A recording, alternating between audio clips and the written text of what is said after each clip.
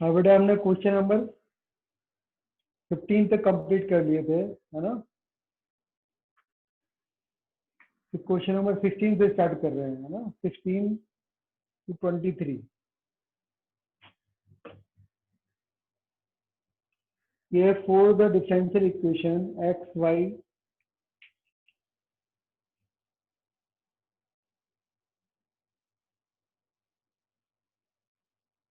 D y upon d x plus 2 y plus 2।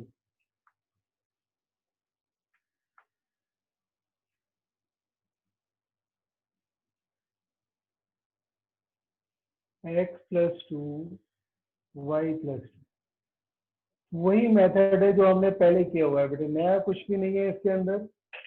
ठीक है, variable हमें सेपरेट करने हैं, वाई वाली टर्म को y की तरफ लिखना है और x वाली टर्म को x की तरफ लिखना है। y अपॉन वाई प्लस 2, ये dy हो गया। यहाँ x plus 2 divided by x और dx हो गया। ये हमने वेरिएबल सेपरेट कर लिए, यानी कि y वाले हमने एक तरफ कर लिया और x वाला अलग कर लिया। अब हम इसको इंटीग्रेट कर रहे हैं, दोनों साइड को हमें इंटीग्रेट करना है। तो इंटीग्रेट करते समय आपको ये ध्यान रखना है, ये y है, दोनों की डिग्री बराबर है, तो आपको क्या करना पड़ेगा, डिवाइड करना पड़ेगा, है ना। तो y प्लस 2 अगर आप डिवाइड करते हो, y प्लस 2 से y को डिवाइड करना है तो 1 टाइम डिवाइड हो जाएगा, तो y प्लस 2 आएगा, है ना। सब्ट्रैक्ट करेंगे तो कितना आ जाएगा, -2। इसको डिवाइड करने के बाद आया आपका 1 minus 2 divided by y plus 2 हो गया, ये डिवाइड। इसी तरह से हम x से डिवाइड करेंगे, x प्लस 2 को, तो कितना हो जाएगा, ये भी 1x आया, यहाँ पे सब्ट्रैक्ट करेंगे तो 2 आ जाएगा। ये आ गया आपका 1 प्लस 2 अपॉन एक्स आ गया। ठीक है, इस सिंपल डिवीजन जो आप करते आ रहे हो वही हमने डिवाइड किया है। जब भी कभी न्यूमेटर और डिनोमिनेटर की डिग्री, ठीक है, इक्वल होती है या न्यूमेटर की डिग्री ज्यादा होगी डिनोमिनेटर से, तब हमेशा हम क्या करेंगे, डिवाइड करेंगे। अब इसको इंटीग्रेट करना है। इंटीग्रेट करने के लिए आप वर्क का जो इंटीग्रेशन हो जाएगा y हो जाएगा, ये इसका कितना हो जाएगा, log y प्लस 2 हो गया, है ना, log x का इक्वल टू 1 का x हो जाएगा, ये कितना हो जाएगा, 2 log x हो गया, प्लस c, ये इंटीग्रेशन हो गया। अब आप इसको इधर लेना चाहो, इधर लिख दो, y minus x equal to हो जाएगा 2 log x प्लस के 2 log y plus 2 plus c। ये आपका इंटीग्रेशन पूरा हो गया। लेकिन उन्होंने सी की वैल्यू फाइंड आउट करने के लिए एक कंडीशन और दी है। वो कंडीशन क्या है कि जो कर्व है वो 1 माइनस 1 से पास हो रहा है, यानी कि x की जगह 1 रखना है, y की जगह -1 रखना है। तो x की जगह 1, y की जगह -1 रखते हैं अगर हम, ये तो 0 हो जाएगा, है ना, ये भी 0 हो जाएगा। तो c की वैल्यू कितनी आ रही है, c इजिकल टू -2 आ रहा है। तो c की वैल्यू -2 यहाँ पर रखेंगे, तो आप यहाँ पर -2 लिख दो, चाहे -2 को इधर लिख लो, एक ही बात है। तो ये आंसर हो जाएगा y minus x plus 2 equal to, दोनों एक ही है ना, तो इसको दोनों को मिला सकते हैं हम। क्या लिख सकते हैं, log x square y plus 2 का स्क्वायर। चाहे ऐसे भी लिख के छोड़ सकते हैं, कोई ऐसे जरूरी नहीं है, आप ऐसे करें। तो पहला काम हमने क्या किया है, बस वेरिएबल सेपरेट किए हैं, वेरिएबल सेपरेट करके इसको इंटीग्रेट किया है, इंटीग्रेट करके फिर हमने सी की वैल्यू फाइंड आउट किया। तो सी की वैल्यू फाइंड आउट करने के लिए उन्होंने हर क्वेश्चन में जो है कोई ना कोई कंडीशन दी होगी, उस कंडीशन का आपको यूज करना है, सी की वैल्यू पता चल जाएगी, वो वैल्यू आप उसके अंदर पुट कर देंगे। इस तरीके से क्वेश्चन करना है।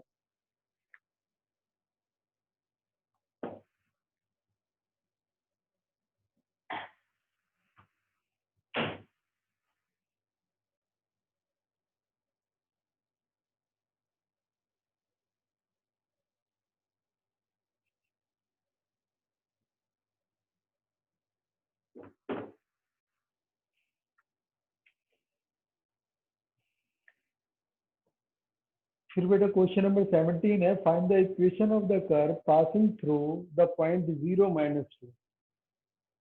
कोई कर्व है जो पास हो रहा है 0 - 2 से। Given that at any point x y on the curve, the product of slope of its tangent and y coordinate और tangent का जो स्लोप है वो इक्वल है। Find the equation of a curve passing through the point 0 - 2 given that at any point x y on the curve the product of the slope of the tangent and y coordinate of the point is equal to the x coordinate of the point।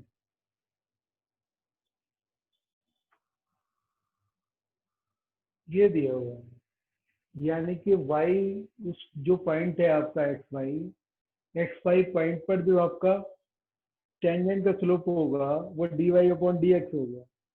ठीक है, उनका product किसके बराबर है, वो x के coordinate के बराबर है। तो इसमें भी हम क्या है, वेरिएबल सेपरेट कर लेंगे, y dy equal to x dx हो गया। इसको हमने क्या किया, फिर इंटीग्रेट कर लिया। इसका इंटीग्रेशन क्या हो जाएगा, y² / 2 इक्वल टू x² / 2 + 3। ये किससे पास हो रहा है, 0 - 2 से पास हो रहा है। तो x की जगह 0 और इसकी जगह 2 पुट करा तो 4/2 कितना आ गया, 2 आ गई। c की वैल्यू कितनी आ रही है, 2 आ गई। तो y² / 2 x² / 2 c की जगह कितना आ गया, 2 हो गया। 2 से मल्टीप्लाई करना चाहो तो आप लिख सकते हो y² = x² + 2। ये आंसर है बस।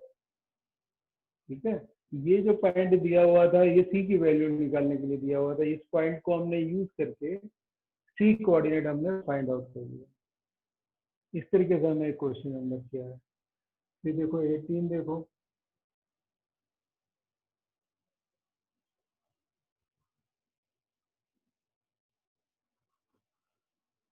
ये at any point x y of the curve the slope of the tangent is twice the slope of that line joining the point of contact। At any point x y of a curve the slope of the tangent is twice the slope of the line segment joining the point of contact -4 - 3। अच्छा, यानी कि जो है, जो slope है यानी कि dy/dx है, वो ट्वाइस है स्लोप के जो कि एक्स वाई से जो बनाएगा स्लोप। ठीक है, कौन सा पॉइंट, -4 - 3। तो y माइनस के y1 करते हैं और x माइनस के x1 करते हैं इस स्लोप के। ये दिया हुआ है x + 4। ठीक है, दोबारा देखो क्वेश्चन नंबर 18 है, at any point x y of a curve the slope of the tangent is twice the slope of the line segment joining the point of contact to the point -4 - 3। Find the equation of the curve given that it passes through -2 1। -2 और 1 से भी पास हो रहा है। तो हमने क्या किया, इसके वेरिएबल हम जो है सेपरेट कर लेते हैं, dy/y+3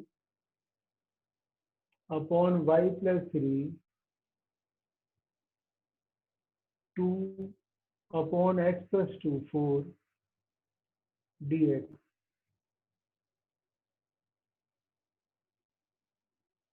फिर इसको इंटीग्रेट कर लेते हैं। इसको इंटीग्रेट करेंगे तो ये हो जाएगा 1/, ये हो गया आपका log y+3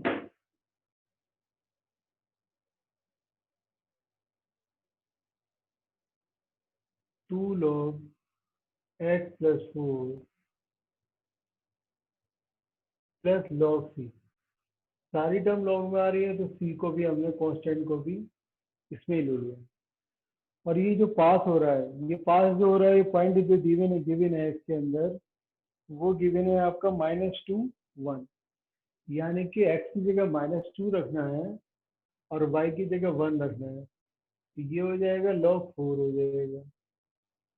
-2 रखा हमने, फिर कितना हो गया, log 2 हो गया। ये कितना है, log 3 है। log 4 और 2 log 2 ये एक ही बात है, ये तो कैंसिल ही हो जाएगा, है ना। ये तो कैंसिल ही हो गया। तो log 3 की वैल्यू कितनी आ रही है, log 3 इजिकल टू 0 आ रहा है ना। तो इसकी वैल्यू 0 हो गई। तो क्या आंसर हुआ आपका, ये आंसर हो गया log y+3। ठीक है। और इसको नीचे लिखना चाहो तो नीचे लिख सकते हो। ये हो जाएगा x+4 की पावर 2 इजिकल टू 0। ये क्वेश्चन हो जाएगा। ठीक है, तो ये आपका जो है क्वेश्चन नंबर 18 हो गया।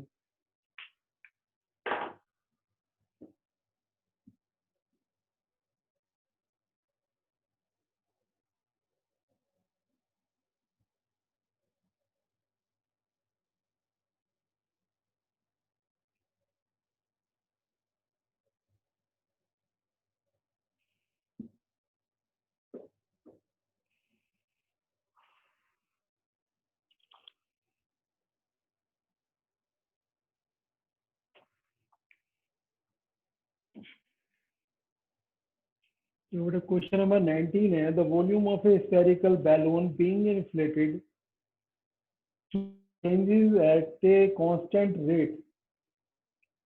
यानी कि वॉल्यूम की जो चेंज होने की जो रेट है वो कांस्टेंट है।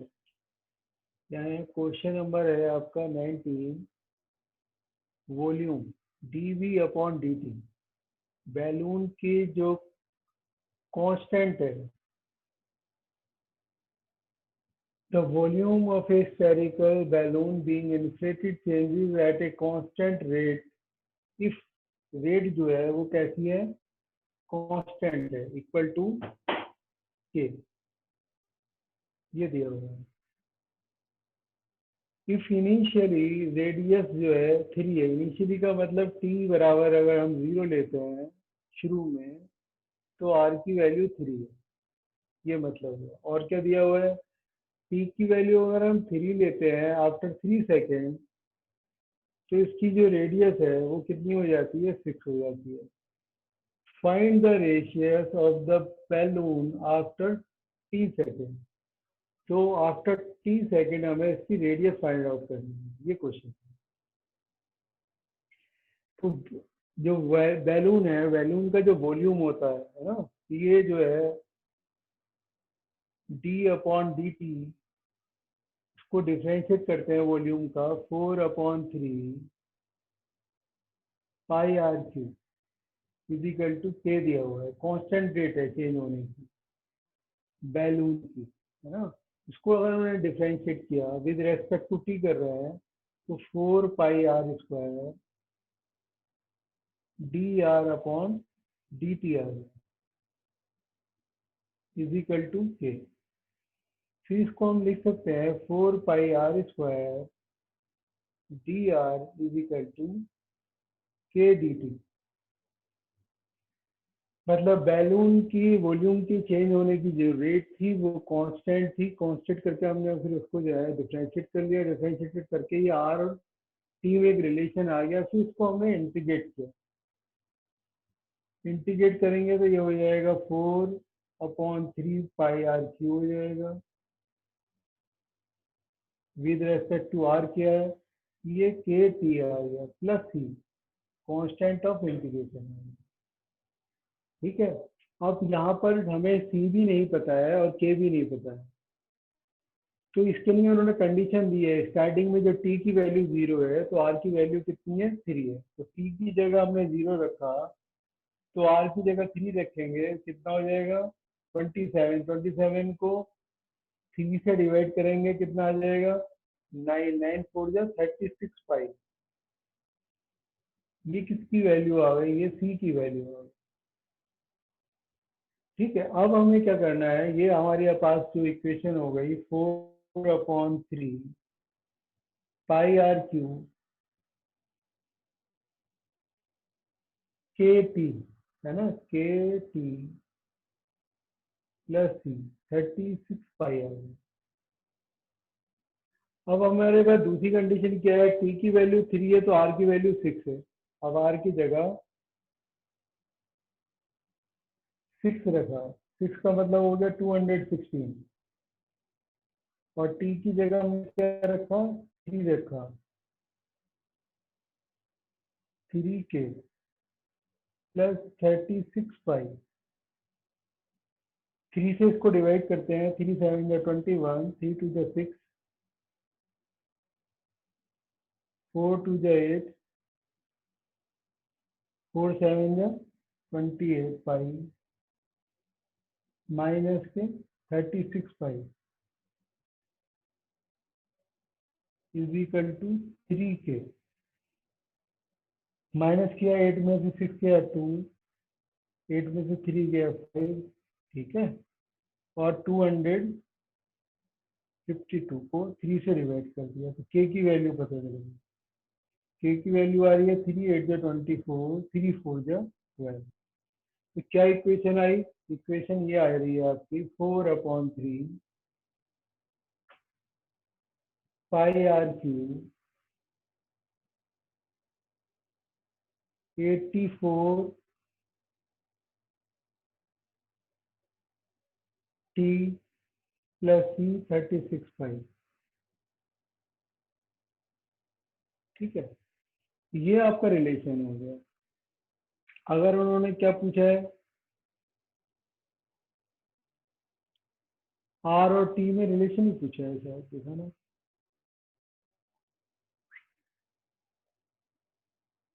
Find the radius of balloon after T second, तो रेडियस पूछिए आफ्टर टी सेकेंड। तो टी सेकेंड में टी में पूछा है, तो आप क्या करो इसको, ये 84 पाई में है बेटा, ये है ना 84 पाई है, इसको पाई में लिख लो, 84 पाई। तो पाई तो सब कैंसिल कर दो, सबका पाई कैंसिल हो जाएगा। 4 से भी डिवाइड कर दो, 4 से डिवाइड करेंगे तो ये हो जाएगा R³ अपॉन 3। सबको 4 से डिवाइड कर दिया, 4 2 जा 8, 4 1 जा 4, टी हो गया, 4 9 जा 36 हो गया। ठीक है, 3 से मल्टीप्लाई कर दो तो R³ हो जाएगा 3 2 जा 6, टी हो गया, है ना, 27 हो गया। 27 कॉमन लेना चाहो तो कॉमन ले सकते हो, 27 कॉमन ले लिया तो 27 का क्यू रूट भी निकल आएगा, 3 हो जाएगा। नहीं, 27 से डिवाइड नहीं होगा, 27 अगर हम लेते हैं 9 ही कॉमन हो जाएगा। ठीक है, तो बस इसकी पावर ही आप लिख दो, 9 कॉमन लेते हो अगर आप, चलो 9 कॉमन लेते हो, ये हो जाएगा 70 + 3 हो गया, इसकी पावर 1/3, और इसकी पावर भी 1/3 हो जाएगा। तो 3 की पावर क्या लिख सकते हैं आप, 2 लिख सकते हैं। तो 3 2 की पावर कितना हो जाएगा, 2/3। तो ये आंसर होगा। ठीक है, तो काफी लेंथी क्वेश्चन हो गया ये। पहले क्या दिया हुआ था, रेट वॉल्यूम की जो चेंज होने की रेट है वो कांस्टेंट है, वहां से कांस्टेंट रखने के बाद, ठीक है, वॉल्यूम का फॉर्मूला तो हमें पता ही है, इसको डिफरेंशिएट किया, डिफरेंशिएट क्योंकि रेट दी हुई थी तो इसको हमें जो है, ठीक है, अलग करना था, फिर हमने वेरिएबल सेपरेट किए, वेरिएबल सेपरेट करने के बाद इसको इंटीग्रेट कर लिया, टी की वैल्यू निकाली, जो कंडीशन दी हुई थी, फिर दूसरी कंडीशन से हमने के की वैल्यू निकाली, है ना, फिर दोनों वैल्यू निकालने के बाद ये हमने पुट कर दी। उसके बाद भी उन्होंने पूछा है कि आर की वैल्यू टी की टर्म में बताओ, तो आर की वैल्यू टी की टर्म में कन्वर्ट करने में, ठीक है, 1 2 स्टेप और बढ़ गए, इसलिए और ये लाइन दी होगी।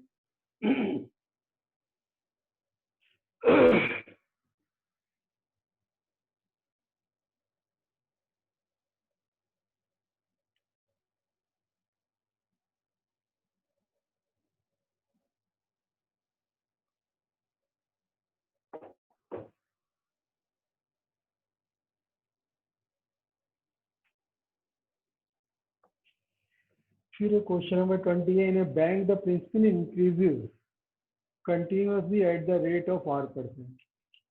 मतलब इसमें जो है क्वेश्चन नंबर 20 में ये दिया हुआ है प्रिंसिपल की इंक्रीज होने की जो रेट है यानी कि DP/DT, वो जो दी हुई है वो कितने परसेंट है, वो R%, ये दिया हुआ है। DP/DT जो है वो R% है। Find the value of R if ₹100 double, वो 10 साल में पैसा जो है डबल हो जाता है, 100 रुपीज का 200 हो जाता है। ठीक है, ये कह रहे हैं। तो जो रेट दी हुई है वो R% दी हुई है ना, सॉरी 10% दी हुई है, तो R की जगह हम क्या लेंगे, वो 10% लेंगे। ठीक, तो हमने क्या किया, इसको ऐसे लिख लिया DP/P,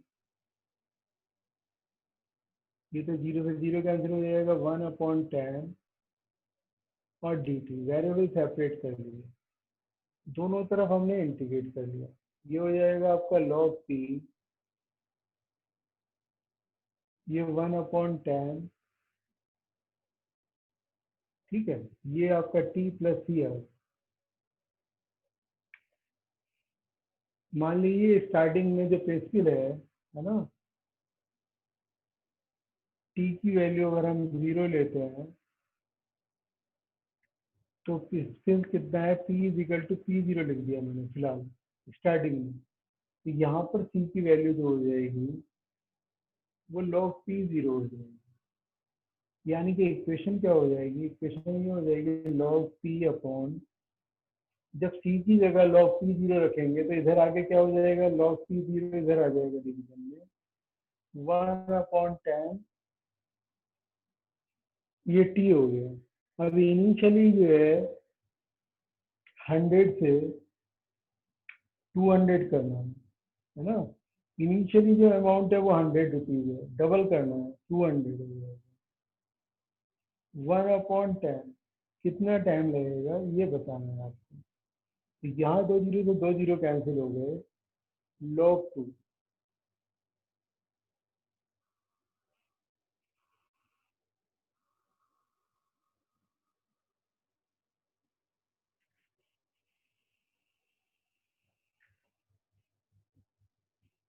बेटा ये R% ही है, इसकी 10% नहीं है, ये R% है,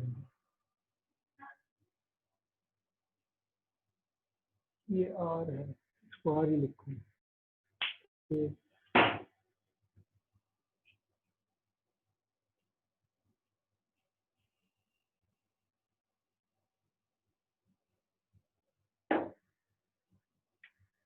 ये R% है ना, तो P को हम इधर ले आएंगे और ये R हो जाएगा, ये हो जाएगा आपका RT+C हो जाएगा।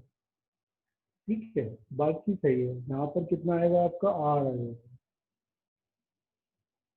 ये आपका कितना है R/, ये 100 ऐसे ही रहेगा।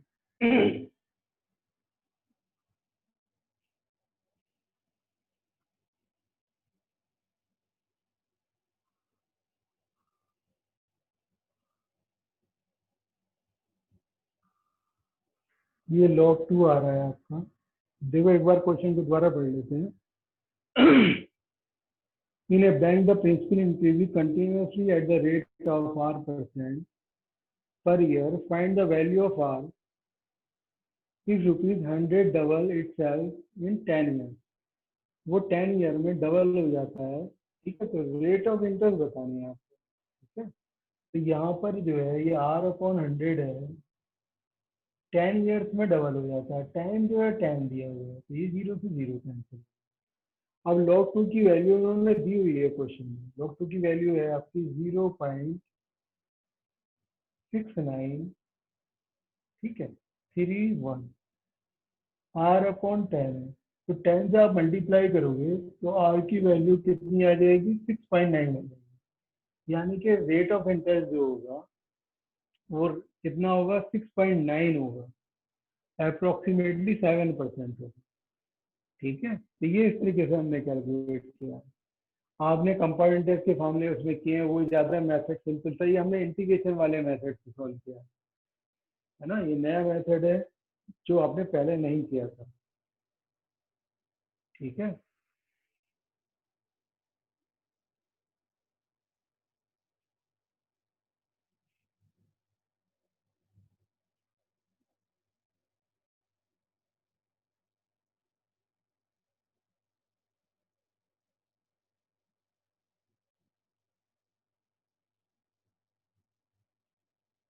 फिर देखो क्वेश्चन नंबर 21 है।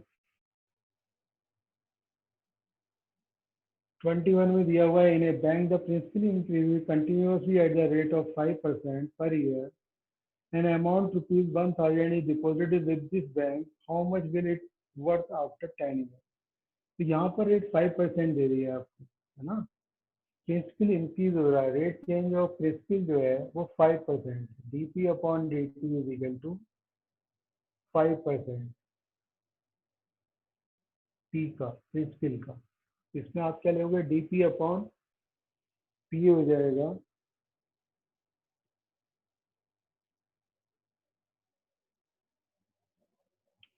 डीपी अपॉन पी, और 1/20। ठीक है, और ये डी है, तो ये हो जाएगा आपका log P T upon 20 D T plus C. D T की वजह से टी आ चुका है ना, इंटीग्रेट कर लिया दोनों तरफ हमने, इंटीग्रेट कर दिया। इंटीग्रेट करने के बाद सी की वैल्यू स्टार्टिंग में माना कि प्रिंसिपल जो है वो पी जीरो है, तो टी की वैल्यू जीरो लेते हैं, तो हमने पी को क्या ले लिया, पी जीरो ले लिया इनिशियली। तो ये हो जाएगी equation, log P upon P zero T upon 20 plus plus. अब हमें क्या फाइंड आउट करना है, an amount rupees 1000 is deposited with his bank, how much will it worth after 10 years? तो 10 तो दिया हुआ है 10 ईयर, है ना, 10/20 और log p upon P zero. P zero की वैल्यू की इनिशियली अमाउंट है, इनिशियली अमाउंट है आपका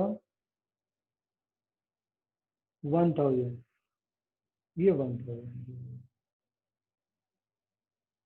तो log को उधर ले जाते हैं अगर हम, ये हो जाएगा p upon 1000 e to the power 0.5 हो जाएगा। अब ई टू दी पावर 0.5 की वैल्यू क्वेश्चन में दी हुई है, ई टू दी पावर 0.5 की जगह हम पुट कर सकते हैं 1.648। अब प्रिंसिपल का 1000 से मल्टीप्लाई करेंगे तो 1648 हो जाएगा, यानी कि 1000 रुपीज़ के 1648 रुपीज़ हो गए अगर हम जो है इस तरीके से इन्वेस्ट करते हैं। यानी कि बैंक में जो प्रिंसिपल इंक्रीज करने की रेट अगर 5% है तो वो 5% है ना। पहले 7% आ रही थी जो डबल हो जाता, तो डबल नहीं हो पा रहा 5% में 10 साल के अंदर भी, है ना। तो रेट ऑफ इंटरेस्ट काफ़ी कम है, वो 5%।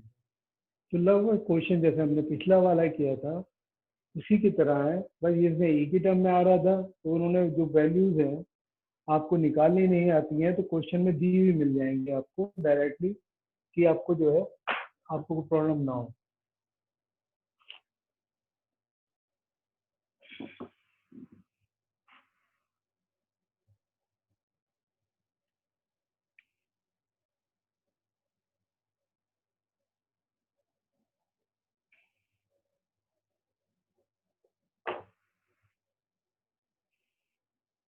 ये बेटा नेक्स्ट क्वेश्चन देखो, 22 है। In a culture the bacteria count in 1 lakh, the number is increase by 10% in 2 hours.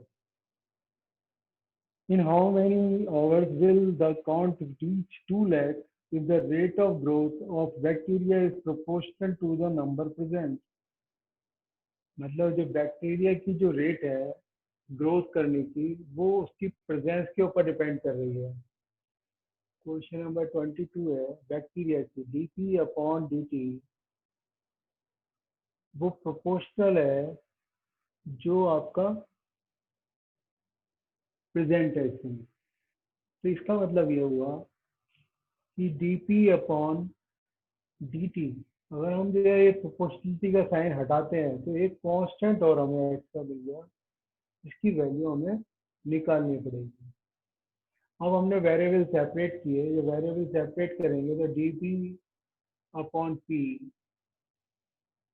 के dt हो जाएगा।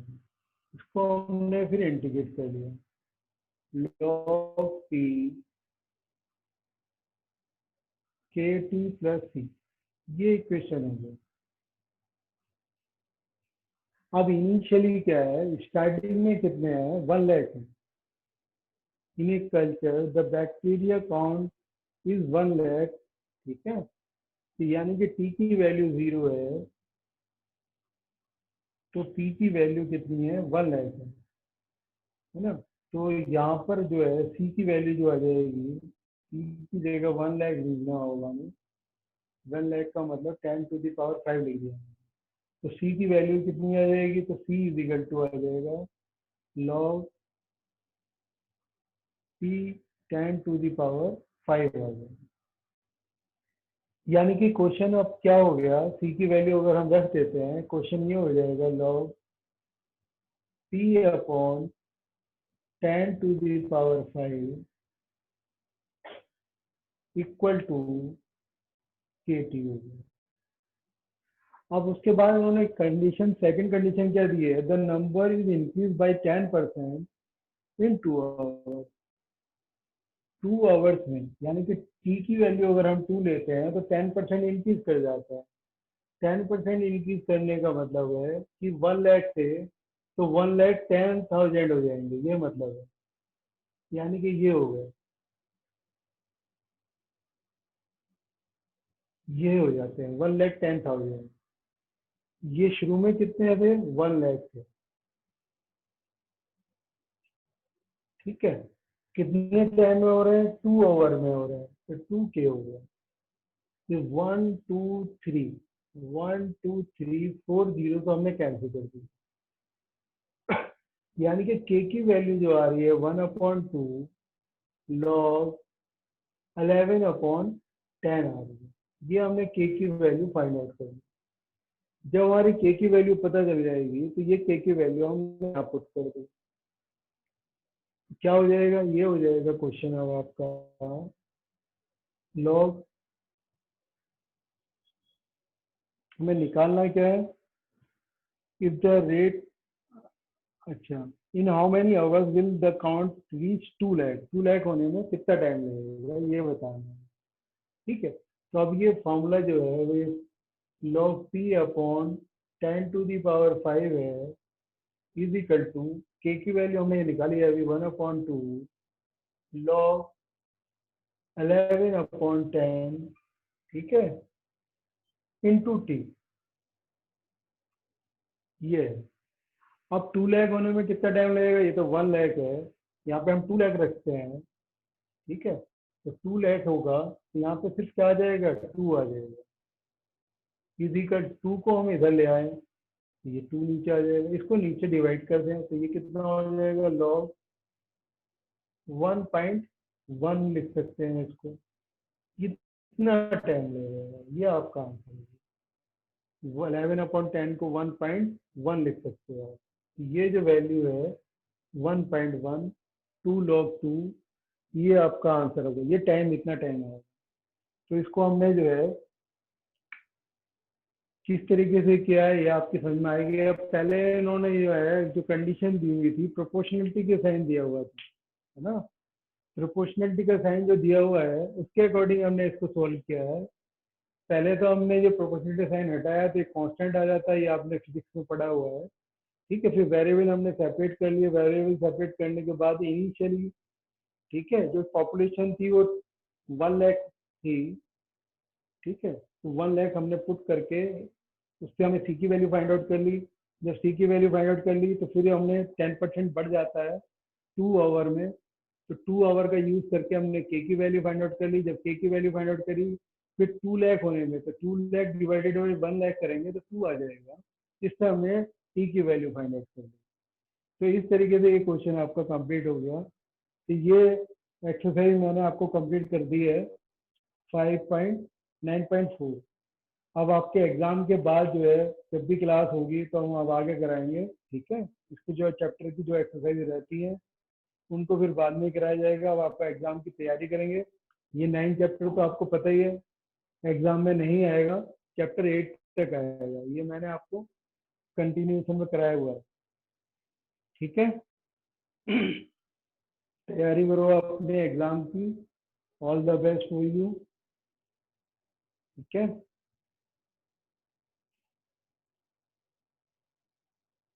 पिछली बार नंबर अच्छे नहीं आए थे, इस बार आप कोशिश करो ठीक से रिवाइज करो, नंबर ठीक आने चाहिए।